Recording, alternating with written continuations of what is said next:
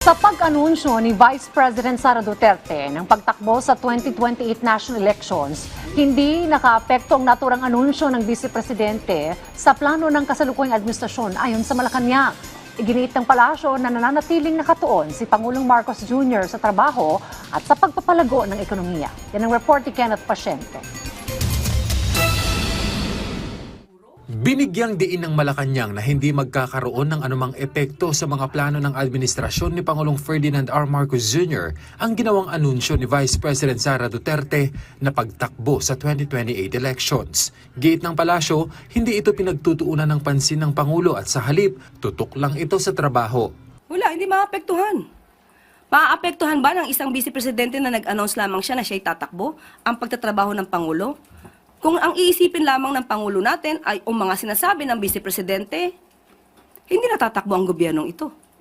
So, hindi po maapektuhan ang focus ng Pangulo para maiangat ang ekonomiya ng bansa, maiangat ang buhay ng bawat Pilipino, at masolusyonan ang issue sa baha na hindi na solusyonan noon pa.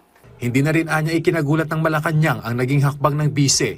Ang Pangulo masisindak? Hindi naman po kasindak-sindak yung pag-a-announce na siya'y tatakbo sa pagkapangulo dahil ramdam na po even before ang kanyang pangangampanya sa labas. So hindi po nakakagulat kung siya mag-announce na siya'y tatakbo bilang Pangulo.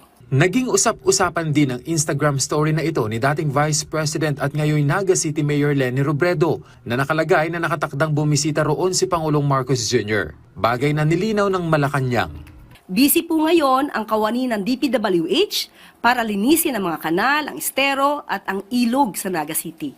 Yan po ang bibisitahin ng ating Pangulo at totoo po, nabibisita po siya at makakasama niya po ang Mayor Leni Robredo ng Naga City sa February 21, Sabado. Hindi pa naman masagot ng palasyo sa ngayon kung magkakaroon ng pag-uusap ang dalawa patungkol sa 2028 elections. Bagaman lumulutang ngayon ang pangalan ng dating bise bilang posibleng ipantapat kay VP Sara, binigyang diin ng palasyo na walang anumang panliligaw na ginagawa ang administrasyon kanino man para maging pambato sa 2028 national elections.